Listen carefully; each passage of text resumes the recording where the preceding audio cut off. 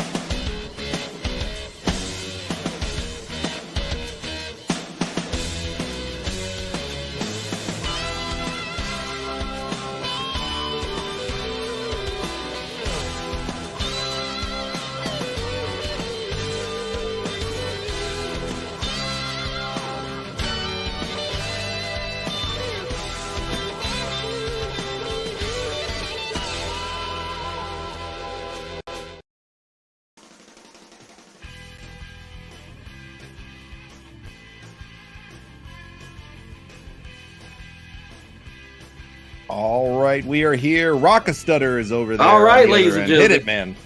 All right, brother. I hope and pray that everybody's doing all right tonight. Welcome to the latest edition of the Retro Wrestling Revival, baby. We are here to have some fun, baby. Who's going to win this week? We don't know, but the best part about it is finding out. And we're doing Monday Night Raw. This is the heat. This is in the heat of the war, ladies and gentlemen. And this is 1997. This is April 29th. April 28th, 1997. John, he's reassured me this is going to be a hot show, a fun show, a very entertaining show, a story-driven show. And you know what? I'm excited not only for that, but for the fact, brother, you said you got a absolutely outstanding cameo of the week. I cannot wait. I dug up another gem tonight for these shows, so I'm excited to do that later on in the episode. But this should be a good show tonight. On paper, it actually looks pretty decent. We got some great stars on this show tonight. I've been really having a lot of fun doing every week this Monday Night Raw experience, the Nitro experience, just going back into the archives of time and checking out all the great content that was once out there. It's always good to go relive the past a little bit. But how you doing this week, man? You doing all right? Brother, I'm doing fabulous, man. Which it was this past week. It was my wife's birthday, and it was my daughter's birthday. And honestly, man, I got the two most wonderful women in my life. I'm blessed. I'm happy, man. Work is good. My home life is great, man. I couldn't ask for much more than what God's already given me. So, brother, I'm doing good. So I hope the same is going for you on your end. Life is great, man. Life is great. Can't complain at all, buddy. One thing I can complain about, though, is that WWF, listen to this. It's time for you to listen to your fans. What a great song. Yes. How can you beat the fabulous Rougeaus?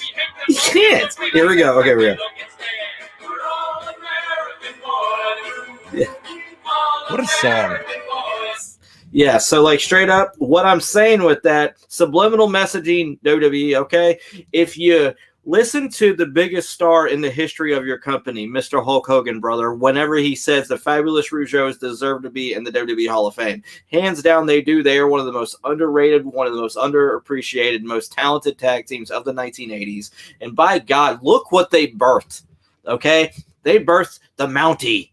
They birthed PCO. I'm just saying. I'm ready for any variations of them to go in, but Jacques needs to be in for sure. Ray's fantastic, but Yes. I'm a Mountie guy all day long. Okay, no matter what I say on here, I'm a Mountie guy, and the Mountie always gets his man, and he should definitely be in there. So yes, I definitely agree. be. What's going on, Mr. Maxon? How you doing tonight, there, buddy? Nice to see you out here, man. Go get him. All right. A shout out to Mr. Maxon. Thank Daniel you. says, howdy, brothers. The charismatic, sarcastic fool is here to give a few doozies, not like what Vader had given to him in the Slammer. That is for sure. Oh, Jacques is going to have 3 different names in the Hall of Fame. It's going to be longer than Hillbilly Jim's speech. Yes. And I would, fine with me. Is there anything as long as Hillbilly Jim's freaking speech? It's still going on right now. It hasn't stopped. I'm telling you, it just never stops, man. So, brother, what do we got on the docket tonight for WWF Raw? Let me find out what we got here tonight. So this is coming from Omaha, Nebraska, the corn state. Are you a corn husker? I'm you not. Like the corn huskers? No, I'm a Miami Hurricanes guy. Okay, well, all right. Well, go fuck yourself then. And Cornhuskers. Wow. You need to start the show off though correctly this evening. Go right ahead. I'm sorry, Paul. There you go. All right. We have to start it off effectively and have your apologies come out this evening. But this is coming from Omaha, Nebraska. It aired on April 28th, 1997. This is right after the show here. Mr. Maxon, if you're still on, last week was from the Broome County Veterans Memorial Arena, the Stone Cold Steve Austin, Bret Hart ambulance thing, who I'm sure he was there to see. Yeah, hit the Mountie. He is handsome and brave and strong, but he's not on the show tonight, which kind of sucks, man, but it is what it is. But here's the card for tonight here. So tonight is kicking off the show is going to be Flash Funk, debuting on the show, Flash Funk. Have we ever had Flash Funk on the show? I don't think we have, actually. Oh, and which I have a fascinating story about Flash Funk when the match starts. Something I learned by watching Paul Heyman's documentary. Interesting. So, yes. Right. I'm interested for that then. He's taking on Rockabilly with the Honky Tonk Man tonight. Rockabilly. Dude, Daniel says, Omaha. Oh, sorry. Had to channel my inner Peyton Manning. Omaha! Next, we have the Legion of Doom. They are taking on Doug Furnas and Phil Lafon, one of the most bland and boring tag teams of all time, in my opinion. I agree. They wore the fucking shits. Just going to throw that out there. And we haven't even seen a match yet. So, can you even think of a memorable moment from them that you're aware of? No, I can't. I'm sorry. I wish I could, but I can't. Next match is going to be for the IC Championship. Owen Hart, the King of Hearts, is going to be taking on Rocky Maivia, the blue chip prospect. Right there. Okay. I think this Rocky Maivia kid, he's got a bright future. I heard he's got some potential. Just going to throw that out there. He might have a little bit of potential to him. We'll see. Yes. Then we got Vader on the show tonight. He's back from his hostage situation in Kuwait over the last couple of weeks, and he has been released from prison over there, whatever hell he was on, and he's taking on the Road Dogg, or as he was known at this point, Jesse James. The real Double J. The real Double J. There you go. The real Double J. That's right. Then we have the bizarre one, Goldust with Marlena taking on Hunter Hearst Helmsley with Chyna. That should be a pretty good match. What do you think? Okay. I think that's going to be fantastic. Hunter, Goldust, 2 phenomenal talents, great pros, always entertaining. So, yes, I'm excited. Should be interesting. Then we got the Undertaker in the main event, the world champion, taking on the British Bulldog. Really? Yeah, that should be a fun one. British Bulldog versus the Undertaker. Now, over or under, how many DQs or crazy finishes do we have tonight? 2, 3, 4? 3. I'm gonna go with a safe number 3. I'm gonna go with an even number. I'm going with 2. Okay. Even number. I'm going with 2 at least tonight. Because there's nowhere with all due respect to Mr. Russo, there's no way in hell that there's a full night with clean finishes. I don't know. It remains to be seen. I'm going to go with 2. Daniel says the question isn't if it'll be good. The question is, will it be a barn burner? I don't know, Daniel. I just don't know either. I mean, just saying. It remains to be seen. One thing too is that Owen Hart is not a nugget. I repeat, he is not a nugget. He is not a damn nugget. Okay, I'm not a nugget. I can't wait till we get some of those points with Owen Hart. Daniel says I'm going with 69 wacky finishes. Oh yes, I'm excited. All right, man. You ready to go on the Peacock app here? You got it all loaded up and you good to go? Brother, around over there? I am having a blast. Let's do this. All right, let's hit it, folks. We're going to be on the Peacock app once again. Season 5, Episode 17, Monday Night Raw, April 28th, 1997. If you want to watch with us, check it out. It's right on Peacock. We're going to go in 5, 4, 3, 2, 1. Let's do this, son. All right. Got to get the Bluetooth going. Austin here to kick off from the last week here. What a great thing that was last week there when they had the whole ambulance gimmick and everything like that.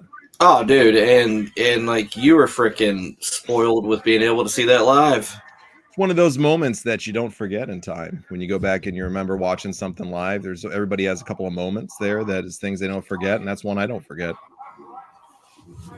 And Bret, though. Him and Bret were always just gold together. Oh, yeah, they were. Oh, yeah, like, without a doubt, like, the chemistry was off the freaking charts. It definitely monopolized the whole show and made the whole show better because the reality was we had Salvatore Sincere on the show. So, yes. I think we did pretty good on that, don't you think? That speaks volumes to the ability of Steve Austin and Bret Hart to actually be so good. Sorry, Salvatore. AKA Tom Brady. And here was Shawn Michaels coming out the entire show and nailing people randomly. Do you think Shawn was on a shit ton of Quaaludes at this point? Yeah, definitely. He was enjoying it. Apparently snow candy wasn't his thing. It because like that was Marty's. But and Tony Khan's, but what Oh my god, did you see like last week?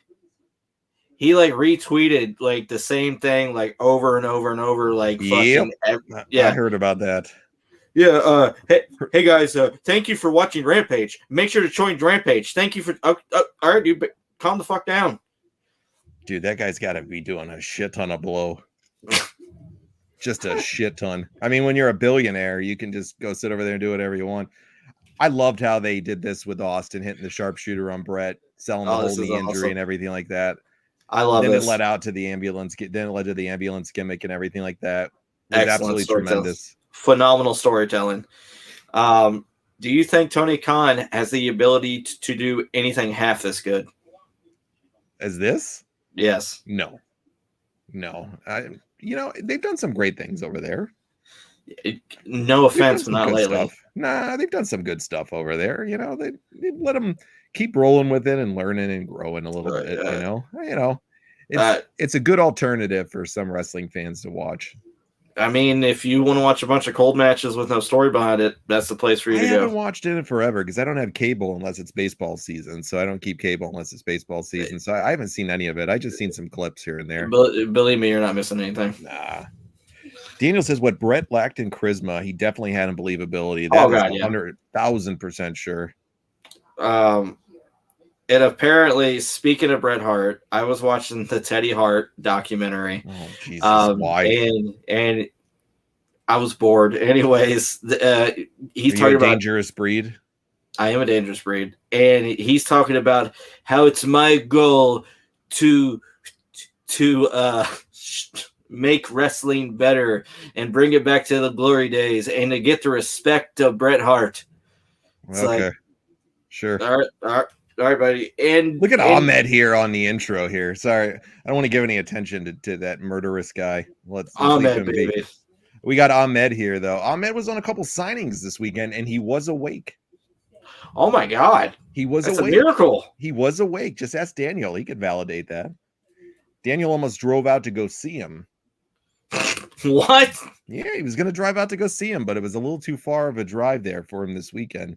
He told me he was chomping at the bit to go see Ahmed, but the best was watching Ahmed like interact with the fans. They would talk to him, and then he wouldn't say anything.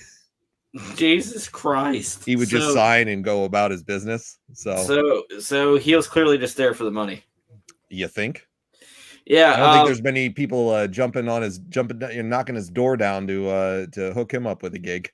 No, that's true. And which I was watching a Hacksaw Jim Duggan signing, which I sent you the link a few weeks ago, and Hacksaw was answering everybody's questions, and I think the guy class act. Oh god, yeah. So I think like the guy that was hosting it was getting pissed off because of the whole thing with like, okay, dude, that's great. Like, let's sell this shit. Let's stop.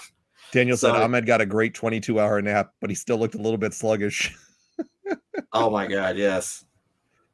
Here comes Pillman coming out here to open the show. I love Brian Pillman. He was one of my favorites. You talk about an absolute freaking legend when it comes to staying in character 24/7. It's crazy whenever the people backstage have no clue whether you're being serious or not. This guy whipped his dong out on national TV and tried to urinate in the middle of ECW. How could you? I whip my Johnson out in front of everybody. Yeah, how could you not love that commitment to character by Brian Pillman at that point? I agree 1,000%. Let's see what we got here. Daniel says he didn't want to wait 4 hours in the cold to meet Ahmed. Hacksaw's the polar opposite of an Ahmed. I agree.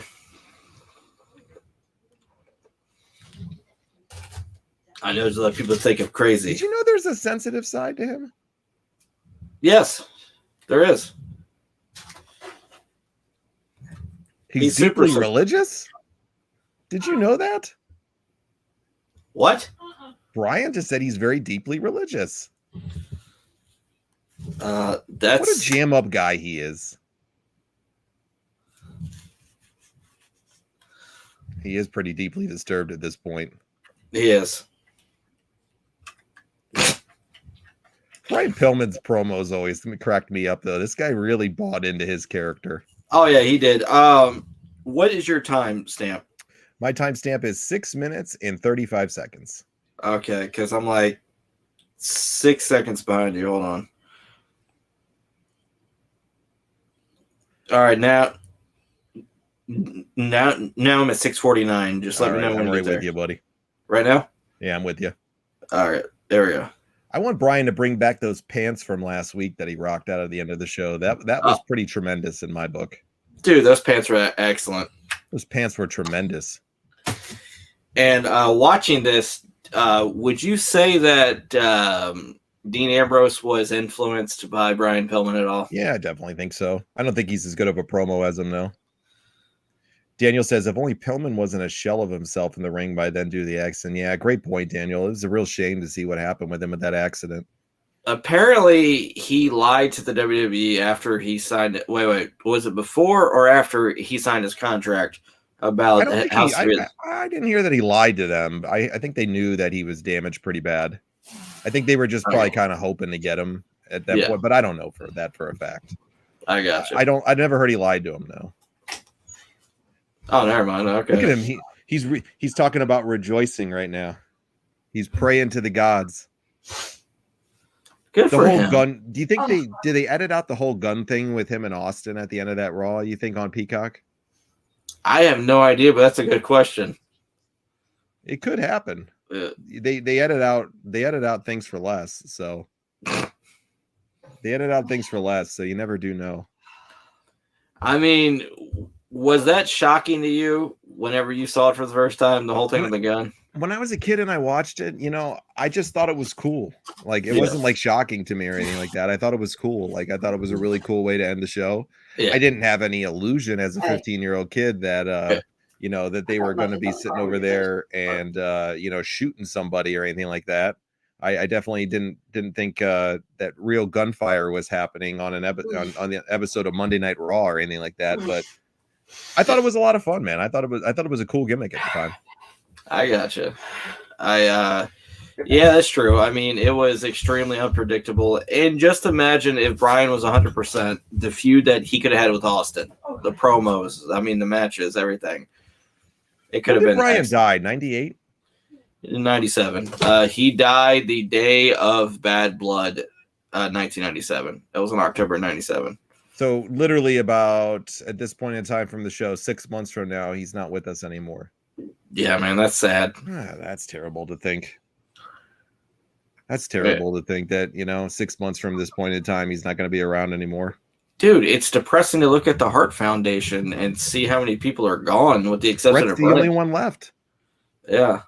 Yeah, he's the only one left, right? That's it. Yeah. Bulldog's not here anymore. Owen, Pillman, they're all gone. And in not saying that it's right to be bitter your whole life, but I don't blame Bret for being a little bit salty, man. Do you? I mean, I'm just saying, from losing all those family members.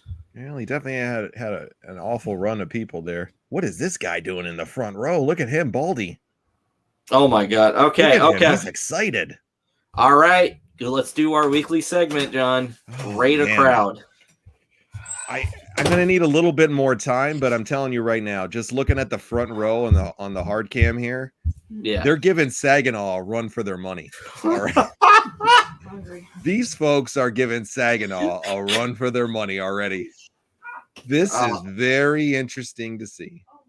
This is fantastic. I'm loving it how you're saying they're giving Saginaw a run for their money. They are giving Saginaw a run for their money, man. I love it. I love it. 1,000. And when you're giving Saginaw a run for your money, you know it's something right there. You know you're doing something right.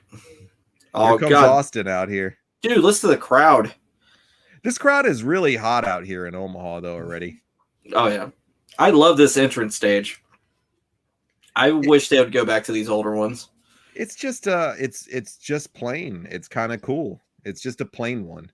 It's gritty. I love it. It fits in with the theming so perfectly. Here comes the rest of the Hart Foundation out here. Oh, it's a trap.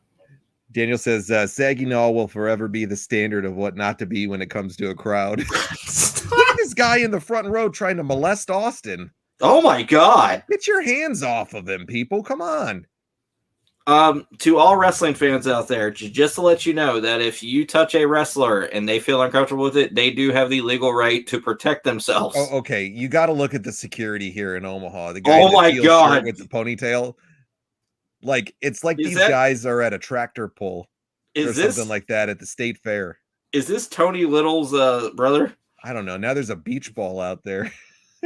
Oh, God. Apparently, from what I heard at the hockey games, because of Marge's accident, they banned beach balls. Yeah, they did. It's unfortunate. I mean, come on. She'll be back. All right, she'll be back and resilient. She's a feisty old broad. Oh, she is, man. Daniel was at Saginaw a few weeks ago. He wanted to go and test out the theory of Saginaw. He told me so. He hopped in the car. He drove 26 hours from South Carolina up to Saginaw, Michigan. Yeah. Daniel says a fan once tried to molest Bret. Attitude. That fan was only able to use sign. Brad's gonna get some fucking retribution, as I saw tonight on the AML website against White Mike. Okay, let me tell you that horse shit. Fucking Winston-Salem scaffold match. It was a faulty scaffold, and Brad fell through. Could have ended his career. Actually, they lined it with Bret Hart's hair grease, and that's partially what happened. Just ask Tom Stone what happens with the hair grease. Oh, speaking of Tom Stone, ladies and gentlemen, the next episode of Superstars that you're going to be seeing, you're going to love. In 2 episodes, because the first episode we taped is airing this Thursday. Yeah, so this Thursday at noon, we'll have the next episode of Superstars, and then the next one in a couple weeks has the return of Tom Stone. Dude, it is one of the best shows we've ever done when it comes to talent. Let's just say that. They're all praying in the middle of the ring now. This is tremendous. Ladies and gentlemen, just to let you know, like with the Superstars, I actually had to spend the rest of our budget for the year on beer and hot sandwiches just to get the talent pool together that I did. Daniel says he tested out the women in Saginaw, and what a plentiful bunch they were. Saggy Chestnut lived up to its name. Oh, yes. Tom Stone is going to win the title, the true comeback kid. Dude, I love it. I love it. Vince McMahon. He's got a fucking axe, man. Holy shit. Is that like an axe handle or an actual axe? This fan keeps trying to grope Steve, man. Yeah, I want to feel your bald head. He's loving that. He thinks he's Austin 316 too because he's got that shirt on. Oh my Pillman God. is God. There's the sign. The JWO. Is this the John World Order over there or something? It is. The John World Order. What can I say? Even in 97, they were saluting me. Dude, like you got that big of an influence on individuals. Even at 15. Shit. You did. There we go. Man, Austin has got this crowd fucking hype. Your ass is loving mine. him. See, that's how you do it right there. I gotta say this. There is no superstar, in my opinion, that had a hotter run for a 5-year period better than Steve Austin. I would say Hogan's probably a close second. But from like 1997 through what?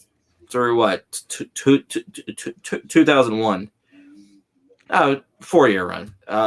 Hogan had the hottest run of all time to me. I know that, but I'm saying within like a 3 to 4 year period, who do you think? Nobody comes close to Hogan. Okay. No, and that's my opinion. You know, I respect yours, and Austin's is right up there. To me, nobody comes close to Hogan. That guy was on top forever. Would you say Steve Austin's number 2? Probably, yeah, definitely number 2 for Steve Austin. And you say Cena's number 3, probably. Yeah, but Cena got a lot of heat, man. People really hated his guts too. Yeah, that's Austin true. was like super over. Cena was a mega star, of course, but yeah, I just don't think anybody touches Hogan with his longevity. I got you. Look at Brian praying here.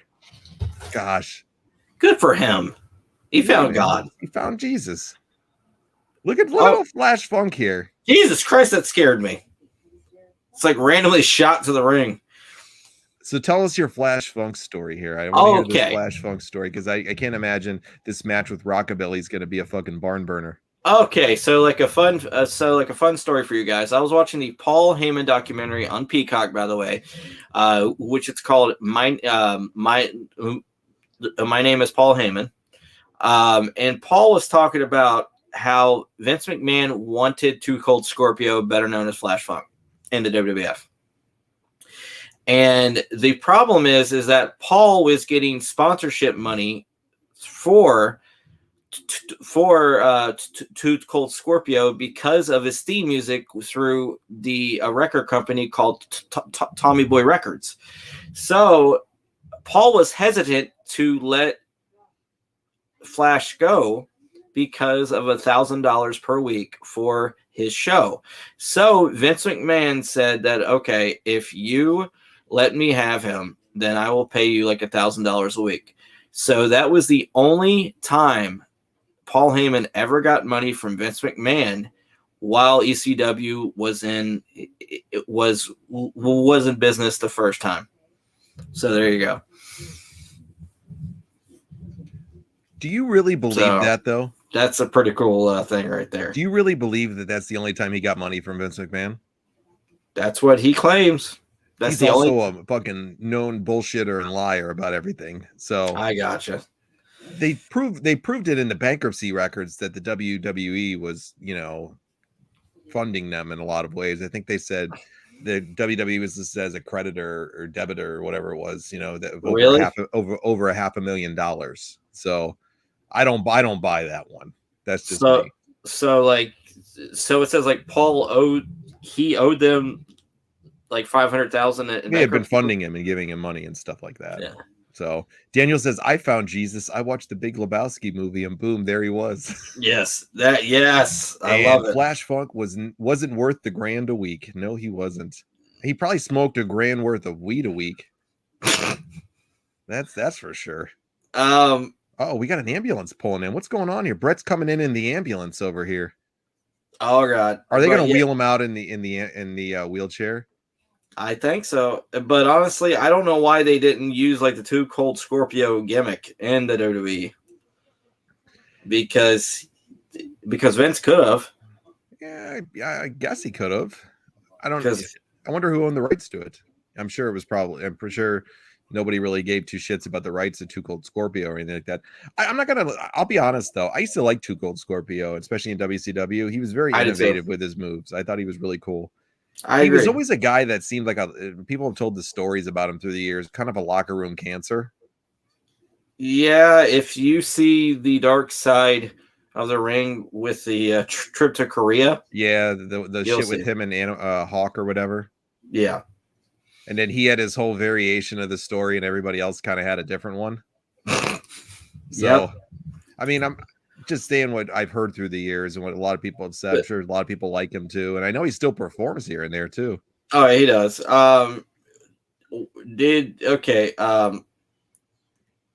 Did Flash take your wife's boots? Yeah. Yep. Borrowed them all. Good Lord. They kind of had to put him in this singlet too, this long outfit, because he had gained a lot of weight too, was one of the things that they had said. He had gained a lot of weight, and I think that was one of the reasons. No, I'm not joking. I'm not joking. It was one of the things. He gained a lot of weight in between his runs, and it was one of the reasons that they really went sour on him too. I got you. Daniel says that Vince was paying the Funkettes 10 times that a week. He'd get into it when they'd be on. He loved the Funkettes, Daniel. Oh, that's part of the $12 million in hush money.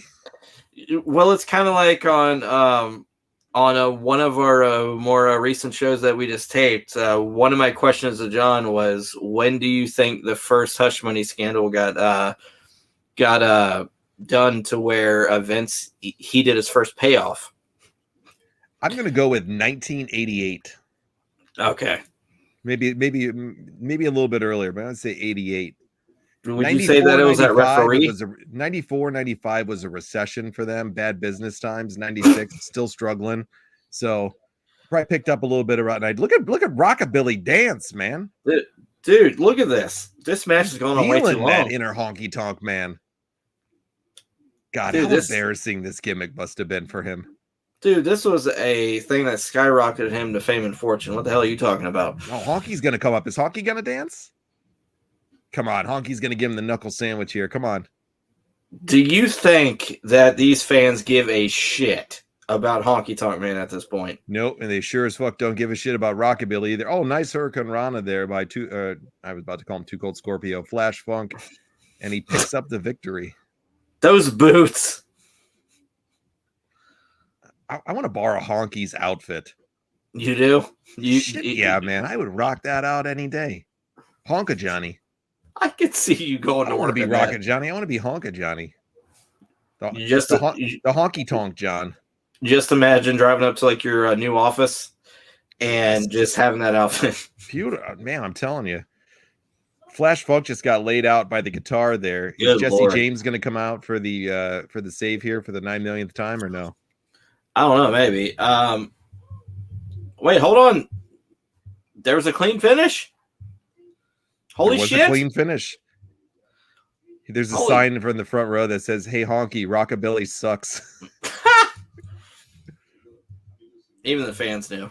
Look at all the chalk inside of that guitar right there. Chalk and baby powder is apparently just tons of it. Yeah. Poor Flash Funk. Yeah. He's got laid out there. It's all right. He's gonna go smoke some trees in the back and he'll be good. Oh yeah. He'll go off to Dreamyland. It's okay. Have you ever just wanted to get hit with a guitar just to say you got hit with one like that? No. Have you? Yeah, just for shits and giggles. I'll load up on a guitar and come down to Myrtle Beach and nail you if you want me to. Just make sure to tape it. Okay. So yeah. You might not. You just ask Jake Roberts if it's not gimmicked what happens. So we got to make sure it's a gimmicked one there. Oh, Honky's story on this is that's a very interesting shoot interview actually with Honky talking about how Jake was full of shit and everything. It just yeah. Do you believe that? No, not at all. Jake got laid the fuck out on that one. Yeah. Oh, here's Vince out here, man. He's pulling that somber Vince right now about this awful, egregious act that happened last week. Hold on. Wasn't Vince McMahon stunned already? At this point, I don't think he's been stunned yet. Because apparently that was, which I think that was the first episode in 1998, I believe, because that was the one where where like that really turned the tide for the WWE, and like a lot of like the WCW guys watching it's like, oh shit, now it's on. Yeah, I don't know. Oh my god, Here comes you the can relate Hitman. to you can relate to that with the knees. Oh yeah, the knees are no fun, man. No, I'm about to have mine replaced this year. from what I heard, like the two worst surgeries to recover from are knee replacement surgeries and hip replacements. Yep, and I think hip is the number one, followed by the knee, but it depends upon, I guess, the person and how they view it. But I'll let you know in September. Look at this guy! Quit crying, Bret. Your heart breaks. Wow! What a sign! What a sign that is. Your heart breaks, Bret. Go take a dump. So Bret. I had a news headline that just popped up. Apparently on Raw tonight, the news headline was Kevin Owens throws up in the ring as Raw concludes. What? That was the news headline that just popped up here on my phone. Oh my god. That's some fucking big time news right there. Kevin Owens blowing chunks on Raw. Is it a slow news night or something? I guess so, but go over, check out Wrestling Days. They're going to cover the vomit of Kevin Owens. The consistency, the thickness, all that shit. Will you wheel me around in a wheelchair like this if I need to be wheeled around? All right. I will. All right, thank you. Now if Nail shows up, then you're on your own. Oh boy. I got the boss man on my side, so I'm good. I got you. Daniel says Vince gets stunned in September 97 MSG. All right. Okay. This year. And if they thought Bret needed to quit crying in April, be careful. November is about to turn your world upside down. Oh, God.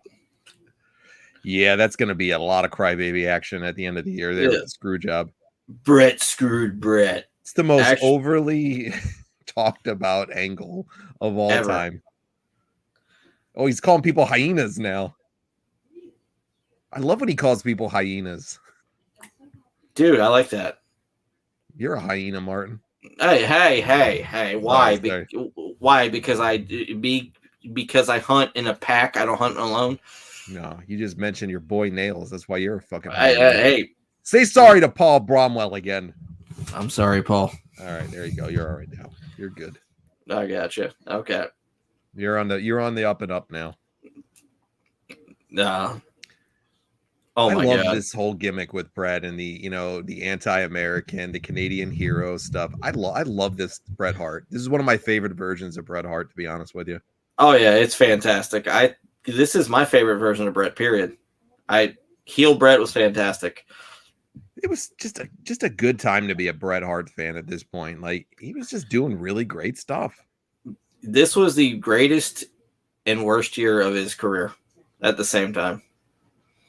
Yeah, he had some really great stuff, and then unfortunately that whole debacle happened with the Montreal Screwjob, and that was unfortunately it for Bret's career and what was going on there.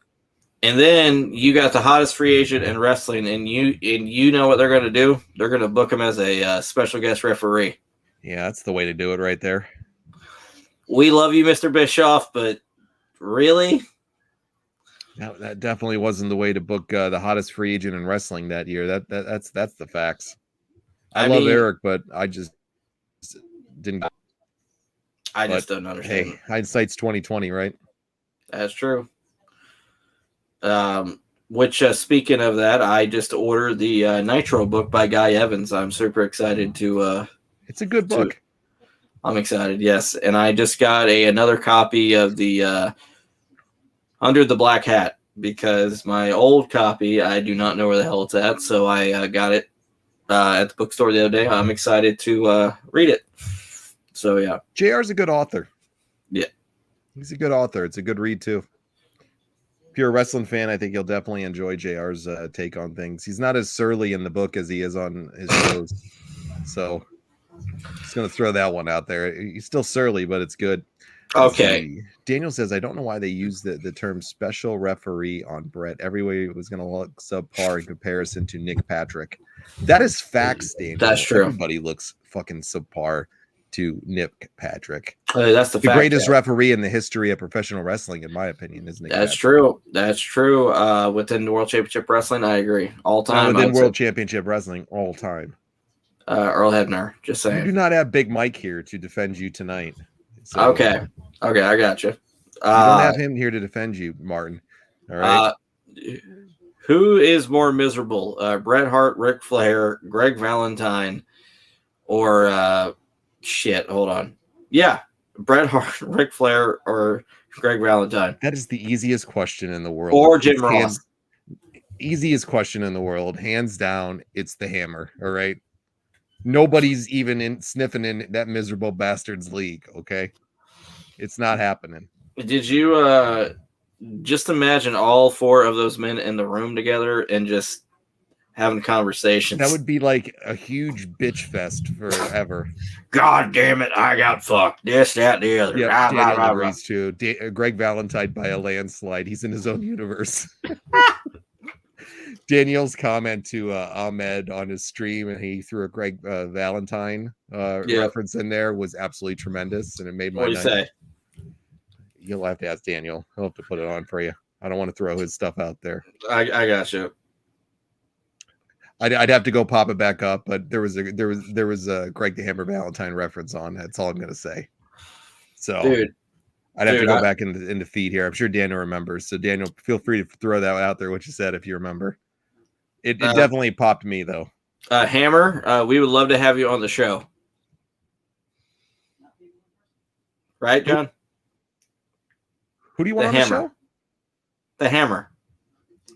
Oh, I would rather get a fucking root canal than go have that guy on the show. All right. Come on. He did a live show here in my town. Okay. So he did a live show in my town. And literally the promoters were making fun of it so bad, the show that he did, and the poor attendance. They had less than 30 people come. Oh my God. Yeah. Daniel said it had to do with the misery of Valentine. I can't remember exactly what I said. Mr. and Mrs. Duncan Leslie? What the hell is this? What the hell is this commercial right here? Oh my God. What the fuck is going on here? Do you see this grandpa? Is this like a promo for a pay-per-view? What the hell was that?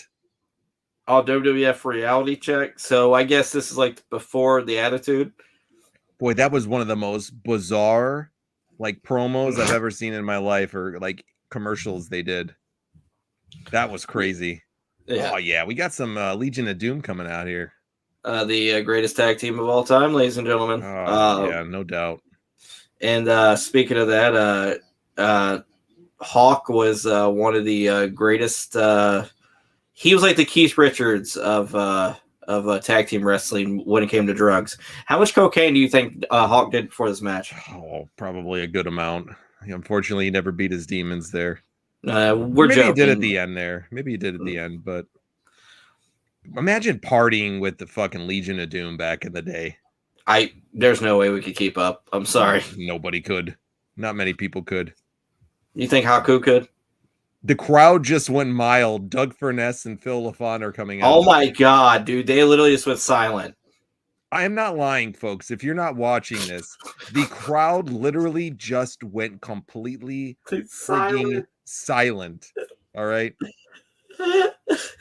That was the quietest I've ever heard a crowd.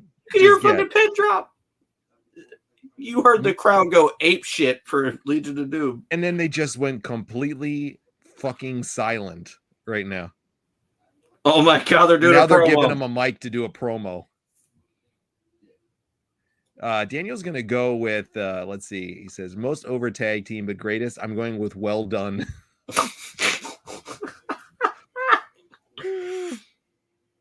Let's see. Hawk would have been a blast, but Animal would have just been sitting in the corner with his arms folded, babysitting. Yeah, that's true.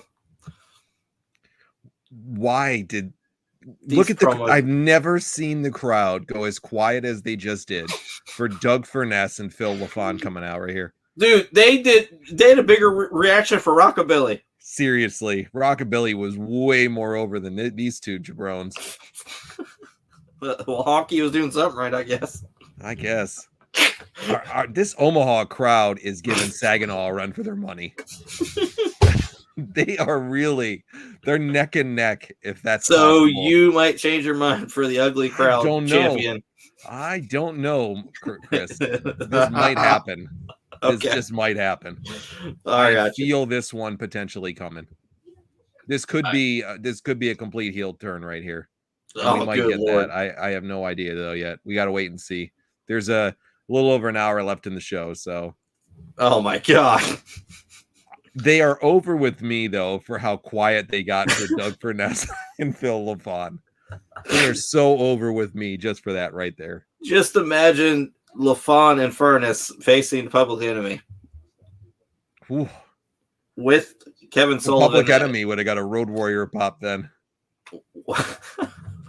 I would have loved to have seen like the Public Enemy try to pull that horse shit that they did, like when they did with Bradshaw and Farouk and the APA and got the shit kicked out of them. I would have loved to have seen them pull that with the Legion of Doom too. No, they wouldn't just to see Hawk and Animal fuck those two up. That would have been great. I think honestly, they would have been hospitalized.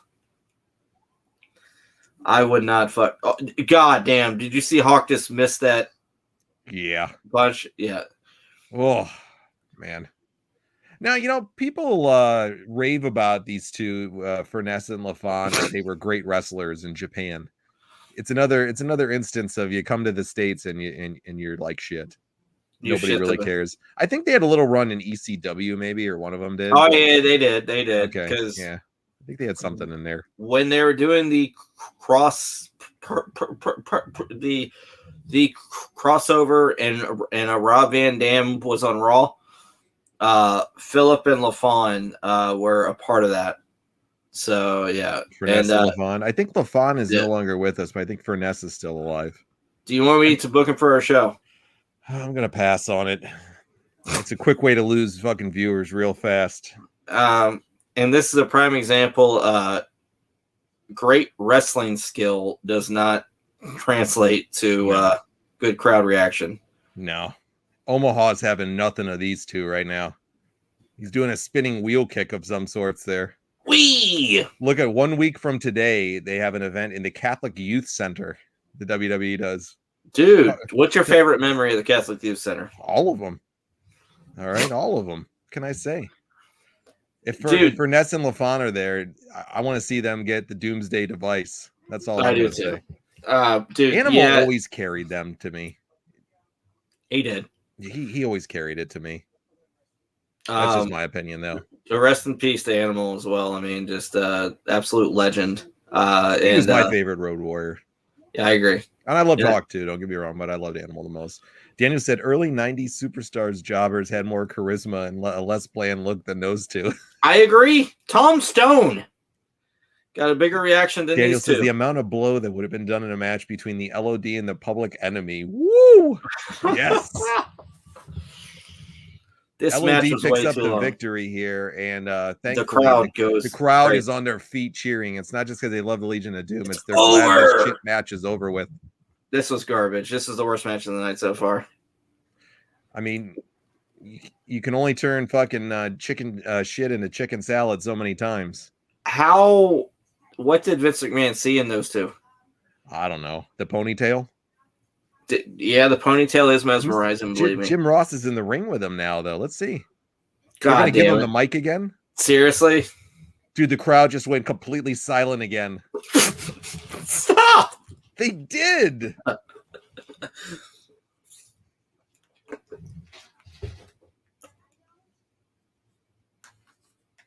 Why are they letting these two talk on the mic? We're getting tired of it. They're blaming the fans for their loss here. This guy looks like a different, like a little bit older version of Alberto Del Rio. He does, doesn't he? He just needs to get Ricardo Rodriguez out to do his announcing for him. No, dude, Ralphus. No, Ralphus wouldn't be aligned with these two. Ralphus is only aligned with stars. That was absolute dog shit bad, and it was not LOD's fault. These two couldn't even get up the ring. He had to hop down there. He didn't even know which way to go out. Oh, Well, bro, stars can only go up the stage. This crowd is gonna take Saginaw tonight. They are gonna take Saginaw tonight. Come on, it's happening. It is happening. Daniel, I would agree with you 1000%. Caucasian Mike is greater than Furnas and Lafon. That's the facts right there, dude. Sir. And we don't like Caucasian Mike, but dude, fucked Bret Attitude out of that AML title. Right. Look at the headbangers here curling up in the bed with popcorn with Sonny on Shotgun Saturday Night. I would be jealous during that time. Ahmed is here. Look at him.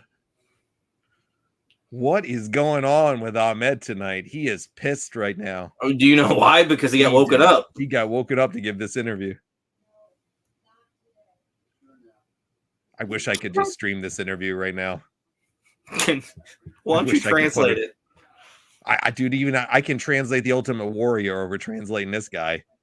Now he's throwing shit around in the locker room over there. Look at the boombox in the back. Jesus Christ! He's got that bitchin' Wilson tracksuit on.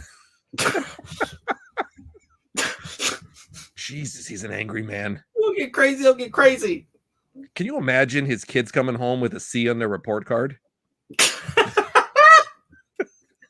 Go get the belt. Go get the 2x4, motherfucker.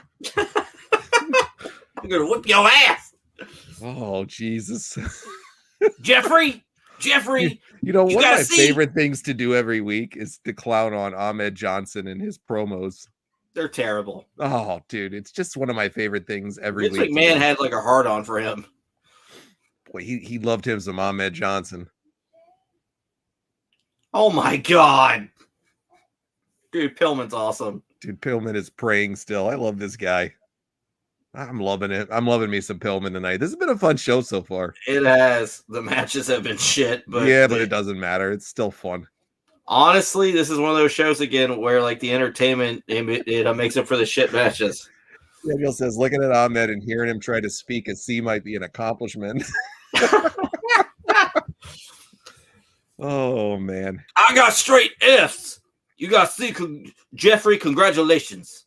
Jeffrey Johnson. Owen's coming out here with all the slammies. Got the Hart Foundation here for his big IC title match. Yeah. Look at the Bulldog. He's doing like some Vanna White shit with those slammies. I don't know what he's doing.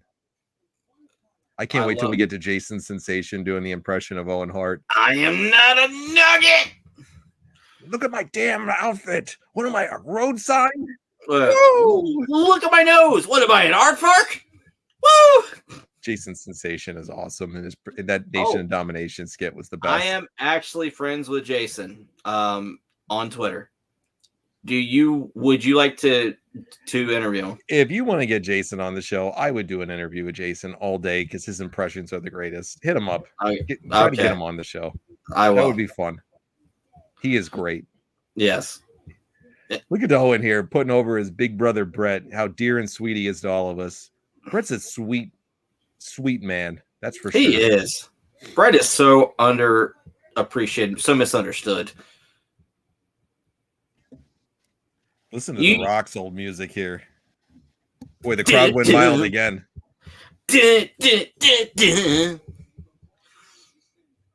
Yeah. Can you believe this? Like when you hear the crowd, how much they don't care about him at this point, and now he's the biggest actor in Hollywood. Yeah. Yeah. This wasn't he on the verge of getting fired at this point? I think he was pretty close. They did not give a shit about him. No, and the thing about it is that and then I think within like the next couple months he does the Die Rocky Die thing, and that completely saved his career. Oh, he has the injury stuff too, and he comes back as a heel with the Nation and all that stuff. Yeah. And good, he turned it around quite well for himself, to say the least. Yeah, it saved his career. That's kind of like the rapper gimmick saved John Cena's career. I love the rapper gimmick for John Cena. I thought it was hilarious. I did too. What do you think about Austin Theory versus John Cena? I could give a shit less. I gotcha. I just don't care. Austin Theory's got a good look and all, but He just doesn't do it for me. I got you. What about you? You like it? I think Austin has he's got the potential to be a massive star.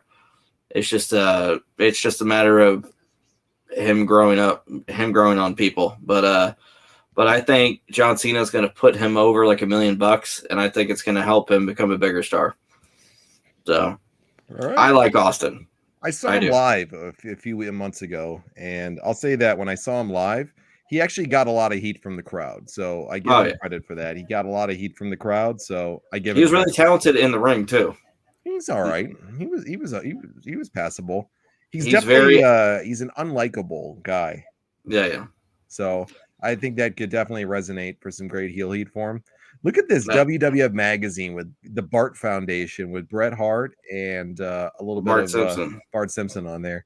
Dude, phenomenal tag team. They got a nice article here about the sophomore jinx about Rocky Maivia and what's been going on with him. Yeah. Kind of bury him in their own magazine there. Jesus That's what Christ. they thought about him at that point, right? Yeah, no shit. And he's the second biggest champion on their show.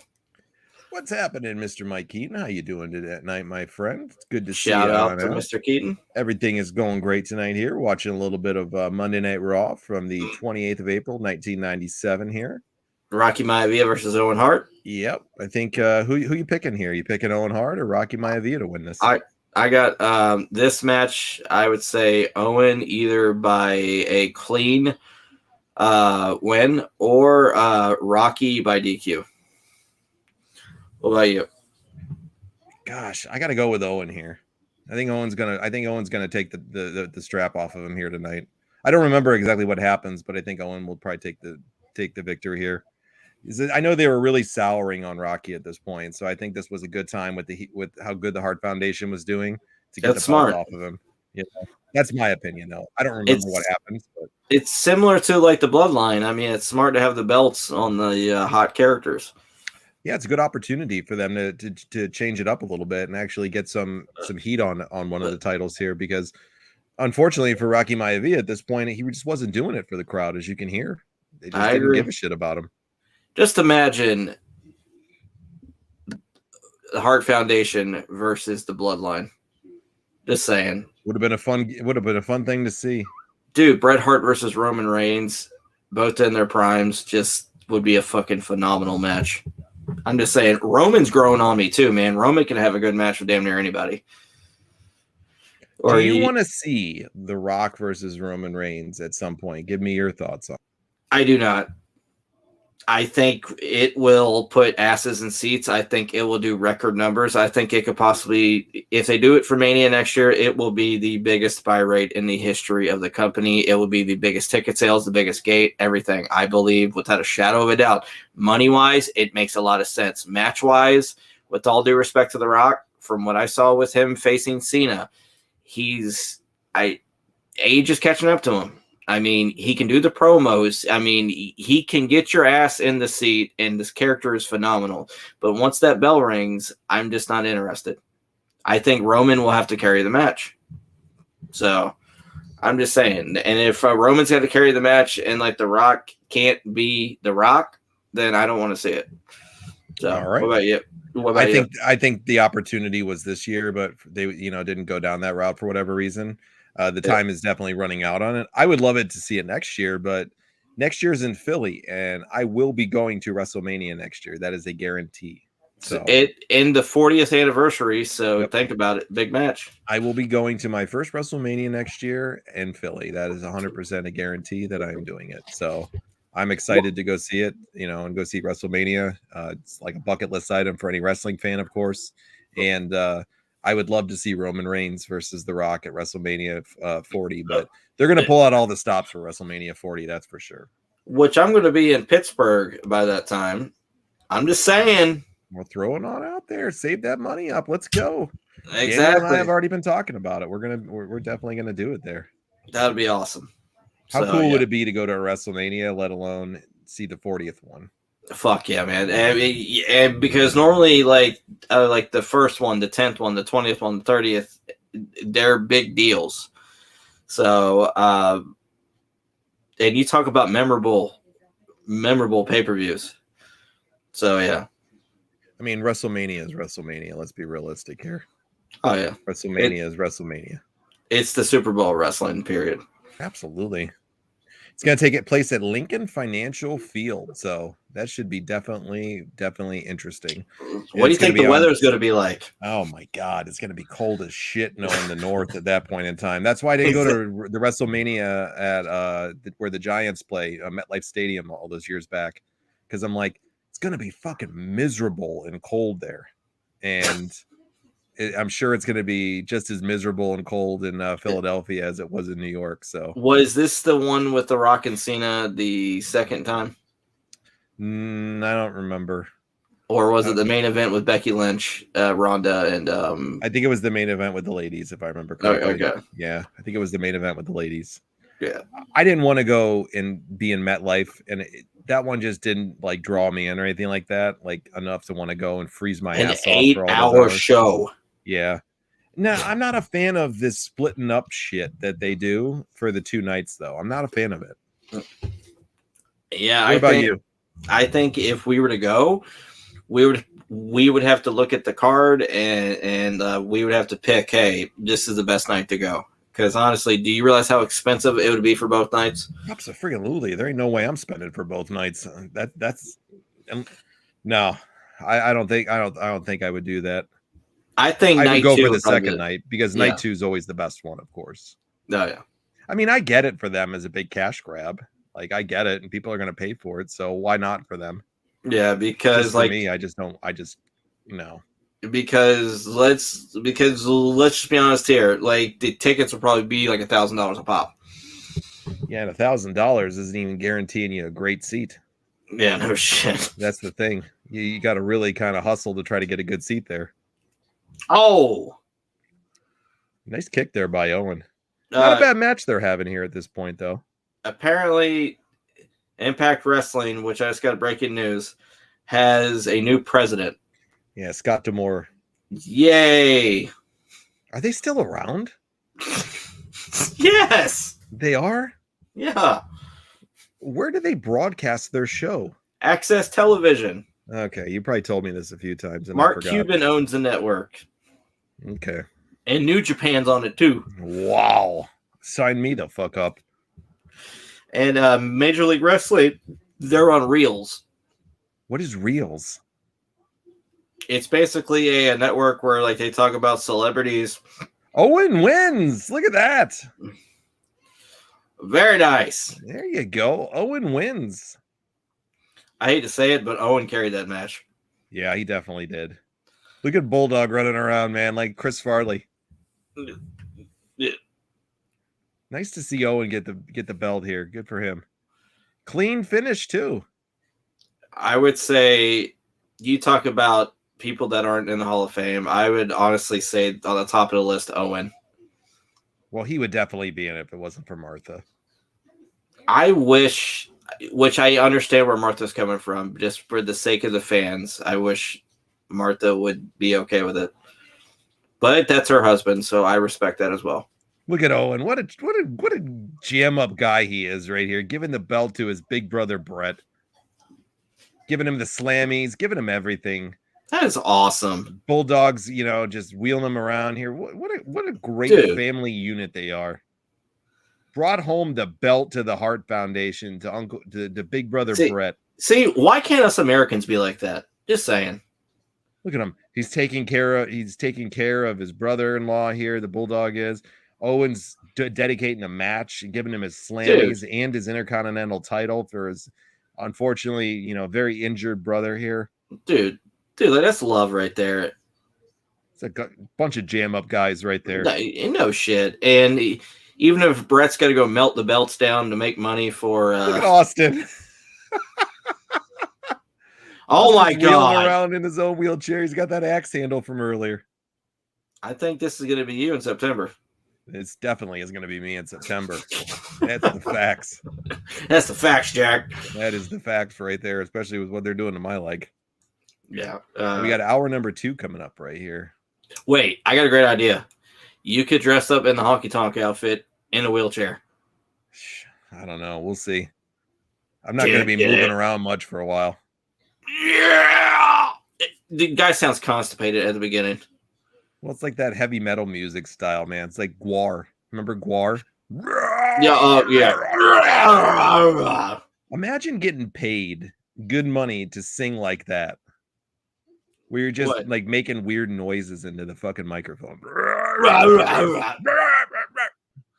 Hey, it works for me. I mean, Hey, why not? No. Which I would be like similar to like Arnold. I love Arnold. Get down. Hey, happy birthday out there this weekend to an American icon. Chuck Norris turned 83. God bless you, Chuck Norris. You are awesome. Yeah, Chuck Norris is good in my book, even if he's a Republican. Straight okay. Chuck's not like the extreme right-wing type, okay? Yes, he is, dude. Don't even say he's not. I'm trying to be nice here. Don't be nice, all right? Throw it out the truth here, all right? The guy's a right-wing nutcase with it. And, you know, it is what it is, man. Everybody is what they want to be. He's entertaining, though. He's Chuck Norris. I can forgive it. I got you. I can forgive it, man. Chuck Norris could still wheel kick a motherfucker in the face at his age, all right? Dude, just imagine prime Chuck Norris versus Haku. I'm taking Haku. Okay. I'm taking Haku. What about Bruce Lee versus Haku? Dude, that's... See? Bruce Lee all day. Okay. Bruce Lee's a whole other level of fucking good, though, man. Come on. Haku is tough as nails and shit, but Bruce Lee... The godfather of mixed martial arts. Chuck Norris was a bad dude in his day, though. People don't realize that. Look at Austin throwing the wheelchair out here. He went to the other side of the crowd though, because he didn't want to get groped by that creep from earlier. No shit. Yeah. I don't blame him. One of my favorite movies growing up had Chuck Norris in it, and it's so damn yes. Yes, I love that movie. Yes. I love that movie. It's very. Oh, when he takes him Cellini, that's the guy's name, Cellini. Yes. When he beats his ass in the gym, you gotta love it there. Dude, we need to do like a watch along for sidekicks. Yeah, we will definitely have to do that one. You know, it's on no streaming services though, but you can find it. Why? I don't know. Maybe it is by now, but last I looked, it wasn't on anything. When you got Bull from Night Court playing one of the roles in the movie, it's good with me. Hell yeah, I agree. What do you think of the new version of Night Court? I saw a few episodes and it was okay. Okay. I haven't tuned back in, but it doesn't mean it was bad that I didn't tune back in. I've been on a Seinfeld binge lately. It's literally a show about nothing, but it's so damn good. I could watch Seinfeld. I've seen it all the way through, probably fucking 5 times by now. Yeah. Like, it's one of those shows like I can just pick up and just rewatch at any point in time. I was watching an episode earlier before I got on here tonight, and when I got home from work, cooked some dinner, and then I was like, all right, I'm going to relax for a little bit before we do the show. It was the cigar store Indian one, and oh my god, wait, was that the one where Kramer had the cigar store in his apartment? No, that's when he did the cigar store. It was when his teeth turned all yellow because he stopped smoking. Because he didn't want people. This was where Jerry liked a young lady who was a Native American. Yeah, and he had gotten in an argument with Elaine, so decided to bring her a gift and brings her this cigar store Indian. Comes in and makes all these racially, insensitive comments, and then Jerry tries to convince her that he's not a racist, so he's getting ready to take her out, and then he goes up to the mailman and says, do you know, they were looking for a restaurant to eat. He goes, do you know where a good Chinese restaurant is? And the mailman looks up and he's Chinese. So then, oh my god, Jerry's like, I promise I'm not racist, I'm not, I can't. And then here comes Kramer. Kramer got the cigar store Indian from, statue from Elaine. And he goes, Jerry, I got it. I love it. So fucking funny. Or the Bubble Boy episode I was watching the other night. Yeah. I could just watch Seinfeld all the time. I would say for me, shows like that, I would say Superstore is great excellent. Scrubs, I love. Great show. This one, I know some people don't like her because of reviews, but Roseanne, I could pick up anytime and watch. Love Roseanne too. And and which I have to say, like my all-time favorite show, which we talked about this like a few weeks ago, like the Wonder Years. Great show. I absolutely one of the best shows ever in the history of television. Great shows. And Boy Meets World. I love. Great show too. So. Here's Vader back from Kuwait. Man, he is jacked and ready to go tonight. Do you think Vader got sodomized? No, I don't think anybody was going to fuck with Leon White at that point. Okay. Look at this dipshit announcer that decided to call it fake in front of him. You just got to love the Undertaker here, where he just sits down and lets him do this. Because Taker's thinking, you dumbass. Yep, he's thinking, you dumbass, but he's also thinking to himself right now, he's like, I want to see this guy get the shit slapped out of him. So I'm going to let this dumbass fucking do what he's going to do. I agree 1,000%. Vince is trying to do damage control in some way, but then he's sitting over there and kind of denouncing it a little bit, what he did. And then in the same way, he's pulling a Wangland. He's giving him a compliment sandwich. But he loves the attention. So he loved the attention there. Me and my wife were watching the Chyna documentary like a few days ago. And my wife made a good point. She said that the WWE shunned her because of her doing porn, but they were okay with her doing Playboy. Yeah. So no, we mentioned that on the show before. I'm sorry. It's a very valid point that you made. Because like she brought it up too, and she's like, "How hypocritical is that?" I was like, "Yeah, it is." I find it extremely hypocritical. Because Chyna is such a revolutionary. She's such a groundbreaker, such a glass-shattering person that just completely should have been put in the Hall of Fame while she was alive. I'm sorry, guys. I just agreed. All the way around with you on that. I agree. Now they're highlighting Ken Shamrock coming out here, which people don't really know what a big signing this was for them at this point. Ken Shamrock, as we mentioned before, was legitimately a bad son of a bitch in real life and was a huge name in the UFC. I agree 1,000%. Shamrock was the man that opened up the door for every single crossover star into professional wrestling. Shamrock was the one that started it. Then it was Severin, and then it just went to Tank Abbott, and it went on and on. But yeah, you can thank Shamrock for breaking that barrier. You know what the funny thing that a lot of people don't realize, though, is both Shamrock and Dan Severn had done professional wrestling before the UFC. I know. And a lot of people don't recognize that. They think that this was their first run in professional wrestling. And that's so far from the truth because both of them had actually been in professional wrestling before. Because Shamrock did Pancrase. Yeah, he did Pancrase. Dan did a bunch of stuff across the United States. And I think he did a little bit in Japan, too. But he had done some other things, too. So these two, Dan and Ken at the time, probably the two biggest names that were in the Ultimate Fighting world at this point. Oh, without a doubt. And Chuck Liddell and Tito Ortiz had come up, but Dan and Ken were pioneers of the sport for sure. No, Chuck and Tito were like the early 2000s, right? No, they were in the 90s too, in the early 2000s. But I believe Tito came in, I'd like to say maybe about 97, 98-ish. Yeah. I could be wrong. I can't remember right offhand, but definitely he was there.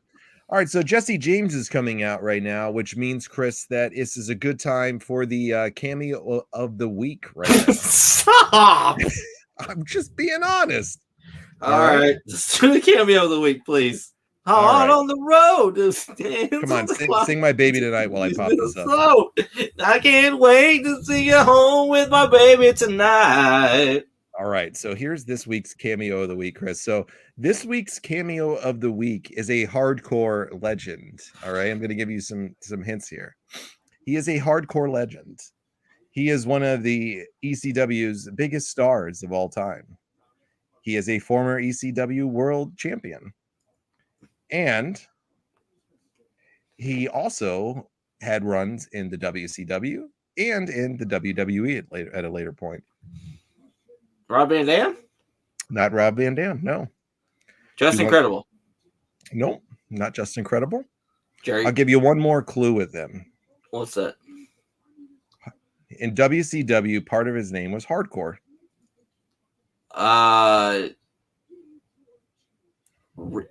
Really? Hardcore hack. Hack. Hardcore hack. Yes. AKA the Sandman is going to be this week's cameo of the week. Oh, he's definitely drunk. So okay, I'm just gonna tell that right now. Well, that's going to be my question for you. All right. My question for you is going to be, we can make our determinations before and probably will be spot on, but I want you to tell me afterwards if you think that he is intoxicated in the majority of these. Okay. I gotcha. So if you'd like to book him, here's some free press form. You could book a personalized cameo with him for $38. Dude, that's a good deal. Where do you get the number of $38? Dude, maybe that's how many concussions he's had. I don't know. $38. All right. If you want straight to up for Sandman, that's not a bad deal. If you want to book a business video with him, it's $217. If you want to book a live call, I don't know why anybody would want to book a business video for him. Was he going to give a motivational speech out to the corporate world? You know, bro, this is how you drink and drive at the same time. This is how you have successful business and get drunk. All right. So here is going to be, this is his introductory one right here that he gives everybody, or Chris. All right. So if you want to book a cameo, this is how he sells it to people here. All right. Let me go back to the beginning here. Give me 1 sec. All right. We're going to go back here. Yo. You think you're hardcore enough for this? Dude, look, he's got that smoke going. You think you're extreme enough for a Sandman video from Cameo? I don't know. You don't look that hardcore to me. You sure? Yes. Right? Yeah. Well, anything you want me to say, you just tell me, and I'm going to send you a video. Give me enough for a case of beer, and I'll do a cameo. Yeah, that's right. It is the hardcore icon. Please check his lungs. Sending Craig a cameo shout out. Listen, you stupid motherfucker. Get the couch out of the driveway. It's been there for 2 weeks. In the driveway? Fucking street people are going to be building a house around that damn thing. What is wrong with you, dude? You can't treat your friends like that. And if you keep doing this, I will personally come to your house, kick your ass, and as you're trying to get up off the ground, I'll cane the shit out of you. Get your shit together, Craig. Mark, what the fuck is up, dude? Yeah, that's right. It's me. It's the hardcore icon himself sending you a cameo shout out from your boy. He's in bed doing this. This is tremendous. Dude, I know. It says he's hungover from the night before. Fan, dude. I love people that are huge UCW. This is top quality entertainment for you. Dude, is he wasted in all these videos? Yes. He's fucking ripped. All right. So your boy William Mark, which I kind of don't agree with this because some of the best times of my life intellectual conversation going on here is playing. From what I heard, he's a really smart guy. With my 14-year-old son, dude. Fortnite. He's a Fortnite fan. Great game. I mean, there's like 11 buttons you got to push. Is there 11 buttons to push? I used to, dude, honestly, we won a Fortnite game without shooting one shot. All we did was hide in the bush, and hide in the bush. Last two guys blew themselves up. We won a whole game. Imagine playing a whole game and not firing a whole shot and winning, Chris. Sorry, got a little bit off track, but I love Fortnite. Are you hiding in the bush, John? I don't know. I think it's great. Dude. I mean, it's the only bush from the night before. Pretty much ever watched. I mean, I don't play, but he slept in somebody's bush love on the way home. Fortnite. He is dude. wasted. This is what I want you to do. I want you to come up to me and let me know that I was on and I cut a cameo for you on. I don't know what is it, the day after. He doesn't even know what day it is. St. Patty's Day or something like that at the arena. He doesn't come up and let me know, boys. What the fuck is he saying? He doesn't know. Yo, Amanda, what up? Yeah, that's right. It is the hardcore icon himself sending you a cameo shout out from Dustin Snyder. All right, this is 3 shots in. First of all, it's from Dutt and Billy. All right, they want me to give you shit about your Bigfoot party. Sorry, can't do it. Love Bigfoot. Believe in Bigfoot. They're totally real. Aliens. Totally real. Are you kidding me? You seen the latest pictures from the Webb telescope from 13 billion years ago? This is fucking There's a riveting planet shit. for every grain of sand on our planet. Think about how many grains of sand there are. So, dude, there's Bigfoots, there's aliens. One more after this. And lizard people. Are you kidding me? Absolutely, dude. Oh, Jesus. Does he believe I in don't this? know. I guess. Sorry, he does. There's Dustin. lizard I people. can't bury her. I love the idea of a party. Yeah. Jeez, man. I think we got one more here we can do. Let's see. Lizard people, bro. Yo, Mark, what the fuck Oh, he's up, bummed. dude? Yeah, that's right. This is the hardcore icon of Sandman. He is Sending wasted. you a cameo shout out from your boy Andrew. So he's telling me that you need to get to fucking Myrtle Beach, right? Whoa. April 27th through May 27th, dude. Yes, you got to get the fuck down there, see your 2-year-old nephew, party with him, get high, party get with your drunk, 2-year-old get laid, nephew. do it all. The Black Bike Dude, Week. Japanese wrestling. I can't watch any other wrestling unless it's like Japanese wrestling right now, dude. So I'm totally in on that with you. He's a fan of New Japan. Sabu and RVD, dude. Yeah, dude, they're still some of my best friends in the world. Them and Tommy Dreamer. Yeah, Sabu, Van Dam, Dreamer. He doesn't know what he's Matt saying. Stryker, dude. They're all still Matt my Stryker? boys. So I'm loving those two, too. All right. So just make sure you get your ass to Myrtle Beach, dude. Have some beers, have some fun. Did they send that for Get you? laid. I'm Yeah. begging you. Okay. They sent that for you. All right. Man. Okay, Drunk. so let's rate his cameo here. Was he intoxicated or no? Yes. Yes. Okay. The whole fucking time. Yeah. Dude, I want to party with this guy. I want to fucking party with the Sandman after this. My liver definitely will never be the same if I do, because I'm not a drinker. Your But, liver will be sitting right next to you saying, "What's wrong with you, you asshole? What did you do to me?" Dude, he's over with me though after those cameos. Hardcore. Yo. He's hardcore over with me at that point, man. Yes. He's living his best life, and you know what? You can't hate on that, bro. Good for him. Yep. Nothing but respect for him right there for living his life that he wants to live. Shout out to Sandman. We actually have, like, with all jokes aside, we do have a lot of respect for the guy. Dude, 100%. The guy lived his gimmick, had fun doing it. How can you blame him? And he All made right. money. And he made money doing it. So all jokes aside, the cameos are fun to just look at there. Nothing but respect for him. And, you know, let's be honest. Everybody that we've highlighted here, minus Nick Gage, nothing but respect for them. Yeah. And I know some people are be like, Nick. Yeah. Fuck Nick Gage. I'm sorry. Free my Anyways. boy 2-6. Yeah. He For needs sure. to do some new cameos. You know, maybe I'll get you a cameo from Nick Gage one week.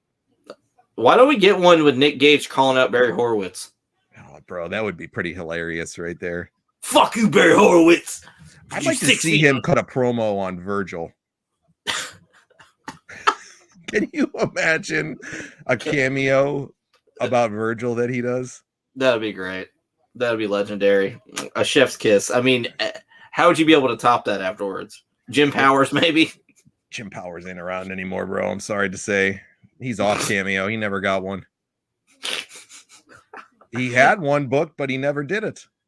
I think we were honestly the reason why he quit. He might have. Hey guys, this is Jim Powers. I used to drive me crazy with it. Now I'd give anything to hear a Jim Powers one right now. Yeah, Jim Powers. It's nowhere to be found anymore, right? Nope. What how unfortunate that is, bro. I'm sure there's like a website, like a Wayback Machine website where we can pull it up. All right, give me a second here. Let me see if I can finagle one of these up here. As we got Goldust taking on Triple H here. Let's see if we could find this here. Just for you. I know how much you miss Jim Powers. I do. Jim Powers joins Cameo. That was the topic of a podcast episode.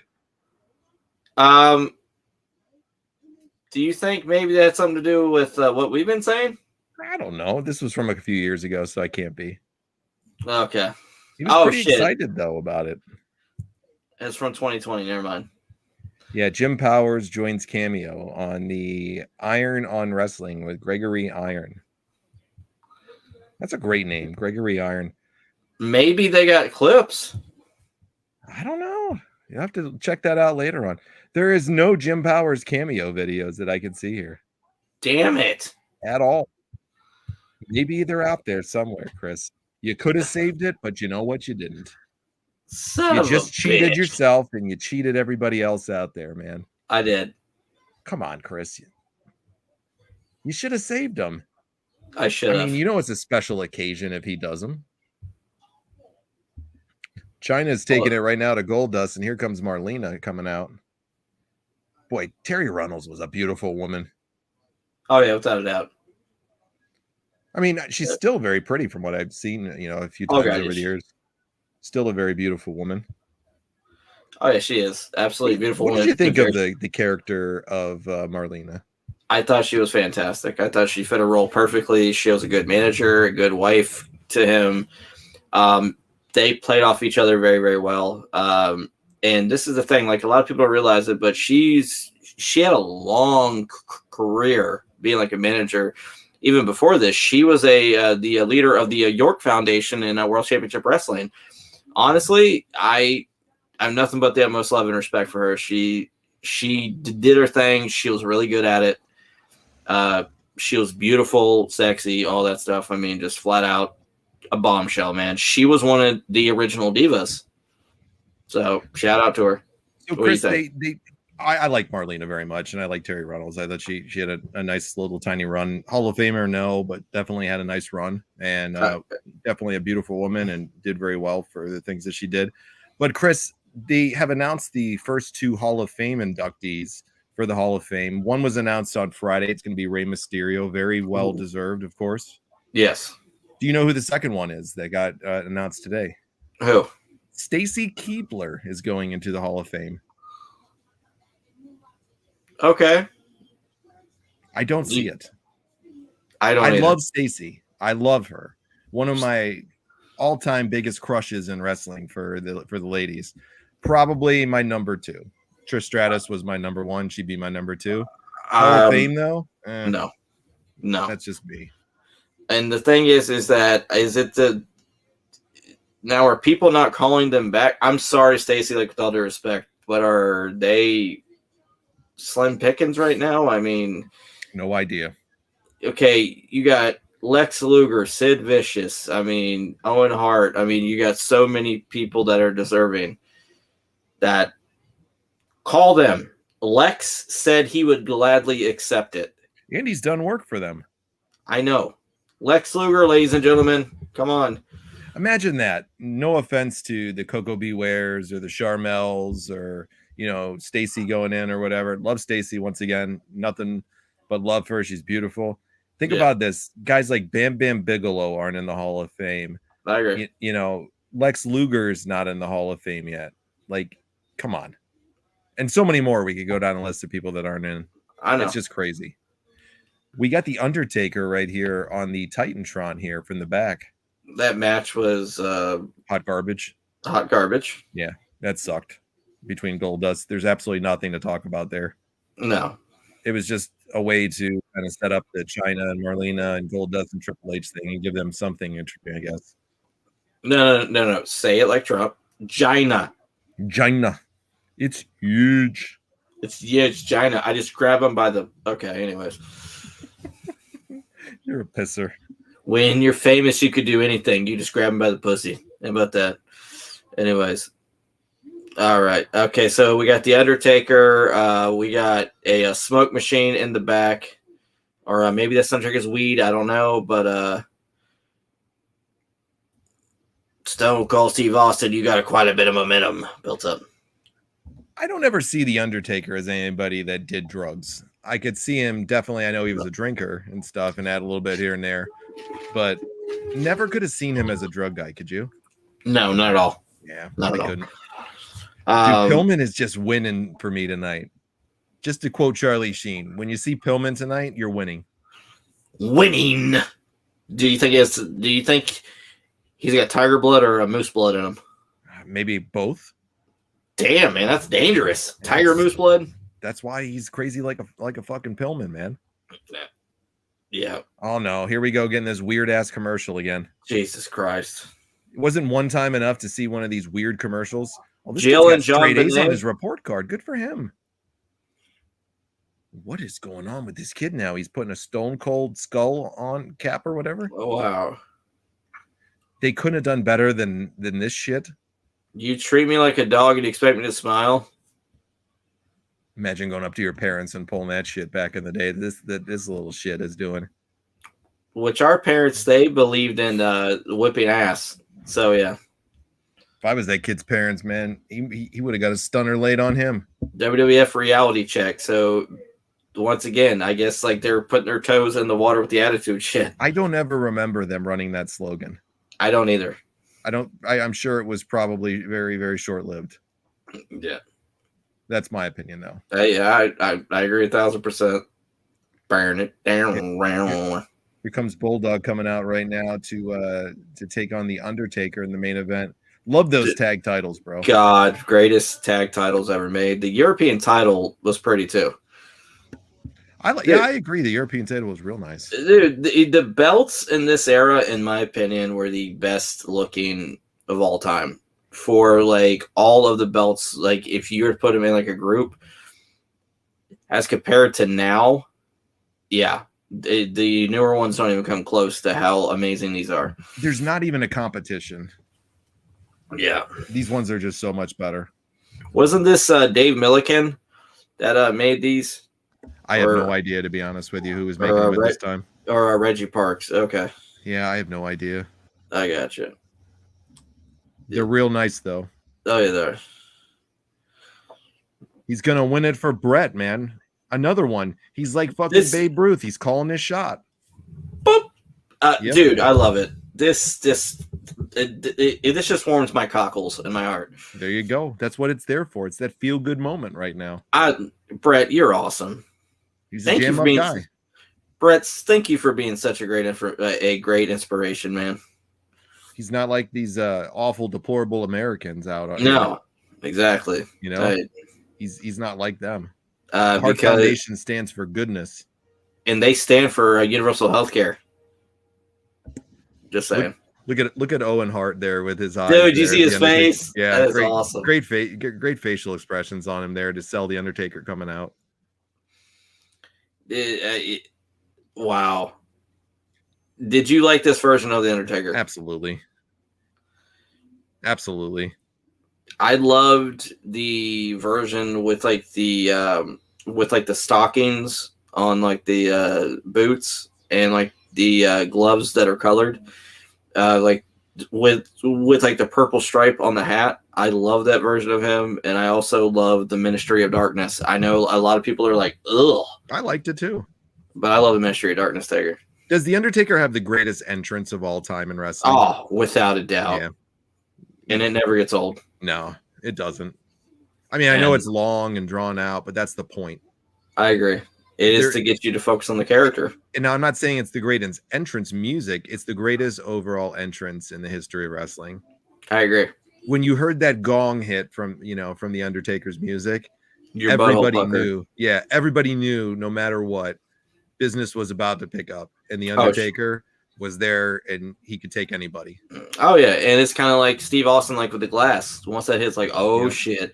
Yep. I would have to say, I know this is really cheesy, and I know some people might not agree with me, but the greatest theme song of all time is Real American. It is. I was going to say the same thing. There's no question to me. It's the greatest theme song of all time. I'm a real American. Boy, the crowd got pumped when that shit came out. Oh, my God, yes. That and he's American made. American. The WCW ripoff. The Jimmy Hart version. Which actually wasn't half bad. I liked American Made too. Not as much as Real American, but I liked American Made too. Yeah. Undertaker, though, nobody touches his entrance at all. No. It's not even a close second. No, I agree. Who else would you think has one of the best entrances out there? I would have to say, entrance-wise, Triple H. Is that a good one? I love his. I loved. I would have to say. This might sound crazy, but I would have to say Bray Wyatt. Great entrance. Eater a Worlds gimmick. I would say that one. I would have to say AJ Styles had a really good entrance with like this, which I love the one like whenever he was in TNA, like the Ready to Fly song. As soon as you heard like he's ready to fly, like the whole fucking crowd just went absolutely apeshit. AJ was over like a motherfucker in TNA. It not that he's not over now, but just him, Kurt Angles. I loved it because the fans would just go with it. You suck, dude. Awesome. A Razor Ramon's entrance was great. The New World Order's entrance. I mean, just I can go on and on. And speaking of Kurt Angle, did you know Kurt Angle hates milk? Does he? Yes. Is he lactose intolerant? No, he just fucking hates milk. Apparently, he said, whenever you watch me celebrate with milk, it goes down my chest. I do not drink it. I'm like, what the fuck? Which I could send you the clip. It is funny as hell. I definitely believe you with it. So, I got to say this for entrances, though. One that you left out that no matter what people think of him, no matter if they didn't like his, in-ring work or whatever. What's that? Goldberg. Oh, my God, yes. Goldberg's music hit, the fucking security guards escorting him out, the long walk there if he didn't get lost. And, when he got there, the fucking pyro going off for him as he's standing in it. Goldberg's is right up there for me too. I agree. And would you say Jericho's Judas entrance is cool? It's tremendous. It's it was very good, but I'm not going to throw it in the top 10 or anything like that. But I definitely love it. I think it's really good. I would say like the top 10 of AEW. I would put that in there, but I think it's the top AEW one of all time. I agree. Now we have two screwball finishes tonight. So that was you guessed 3 earlier, right? Yep, I did. What did I say? I said 2, right? Yep. Okay. You let's quote Jim Cornette. You won the pony. Yeah, but it's not much there because it's still bowling shoe ugly. So I'll be honest, the story's been great tonight. But the matches have been fucking god awful. But it goes back to what me and you always talk about, what we love about wrestling. We love matches and having them great matches. Cool. Me and you are storytelling guys. Oh God, that get us more. So if I got hot stories like I do, like we've had all night with the Hart Foundation, like we have right now with Austin, like we have right now with Undertaker, we can bypass matches. Yeah, matches don't mean shit because it's awesome. Hits a stunner right on the Undertaker. Boom. Beautiful. Is he gonna pop back up? Oh, you know it. Let's see. He's selling it pretty good right now. And I think that it was perfect that they made him wait until WrestleMania 14 to get the title. Perfect coordination. Yeah. Oh, there he is. Grabs Austin for the choke slam. Let's see. Oh, God. Is he going to kick him in the nuts or is he going to get it? Nope, he got it. Boom. Beautiful choke slam. Yeah, beautiful. Great selling by Austin. I would have to say, honestly, like the birth of the Attitude Era was probably WrestleMania 14. Now I think about it. Austin winning the world title. Or do you think I'm nuts for that? No, I could see where you say that, definitely. But I think the Austin 316 was the birth of the Attitude Era for me. When they started to shift it around. They weren't fully there yet at that, in 97 here, but they're going to completely go towards it next year. But they're really starting it here. This is definitely a transitional year, but in a good way.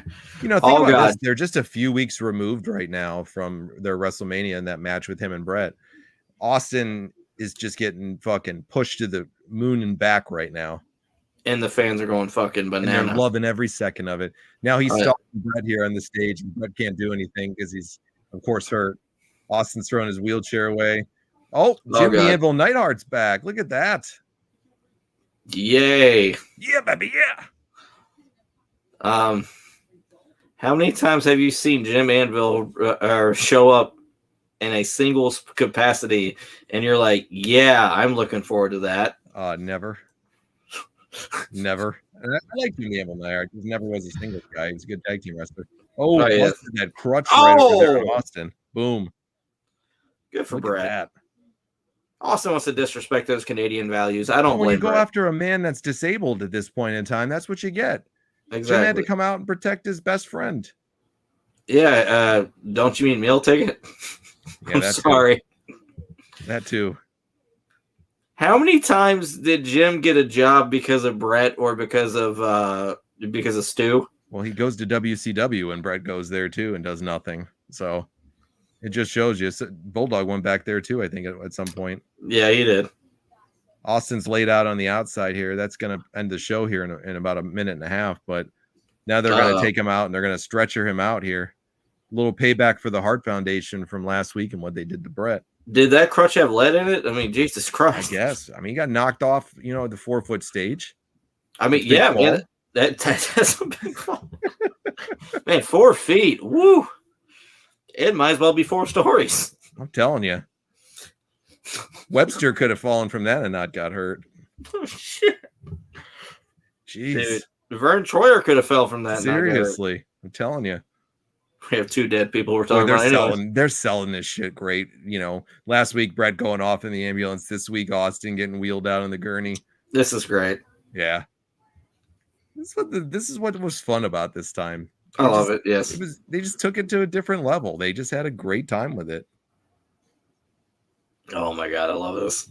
Yeah. This was why I fell in love with wrestling, watching shit like this. And Jerry's just like, he's distraught, like, what the fuck? But what? I can't. You know how it's good too, and that they did it right? Because the crowd is completely quiet here, thinking that Austin's actually hurt, and they're worried about him. I agree 1,000%. That's how. Oh my God! Yes. Pillman's here. Look at him. Look at those fucking eyes. God. Yes. God, I love it. Great ending there with Brian Pillman to end that one right there with his crazy demonic look and his eyeballs popping out of his fucking head. Oh, brother, that was awesome. So what do you give it, man? You're going to give it, what's your rating here? And then we'll ask, because we did a Nitro last week there. So first off, what do you rate the show? Thumbs up, thumbs down? Thumbs down. No, hold on. Thumbs up all the way. The storytelling far surpassed any of the shitty wrestling. The thing with Brian Pillman, Steve Austin, Owen, I mean, just I can go on and on. Like the follow up with Vader, like they were smart to do that. The thing like with Goldust and Hunter, and it transition and like them furthering their story, like to transition to the Undertaker. It was excellent threading throughout the show. I give it thumbs up all the way. But like I said, the match quality is garbage. But like me and John say, if the stories are strong enough, the matches really, they can lack and you still have a strong show. So thumbs up, thumbs up, thumbs up. You, John? Yeah, I'm definitely going to give it a thumbs up on there. And I think you mentioned a really good point there too. The threading of the show was done phenomenally. Like, yes, just the way they pieced it together all throughout the night, throughout the storylines, was absolutely fantastic. So kudos to the booking and writing team back there that put this stuff together, because dude, give him credit, man. Yeah, like that was hot all night long, same as last week. The matches all sucked, basically. Every match here fucking sucked, and it didn't matter because you didn't give a shit, because the storylines these last 2 weeks was that good. So kudos to the writing team here. And, Russo was writing at this time, and people want to give Russo a lot of shit. This is prime example that you can put together just amazing, hell of a good storylines, and completely take away from the shitty matches and make people still be interested. And it's unfortunate because like a lot of people, like they want to shut on Russo, but this right here shows he's more than capable of making a great story driven wrestling show that's going to hold your attention the whole entire time. Because yes, the matches suck, but you're waiting for like the next scene. Like, okay, yeah. Like the match sucked, but what's next? Mm-hmm. And it was fantastic. So yeah. Now let's look at it here, since we've done both Raw and Nitro for April 28th. Last week's Nitro was the one that was less than an hour. It was the short one for whatever reason.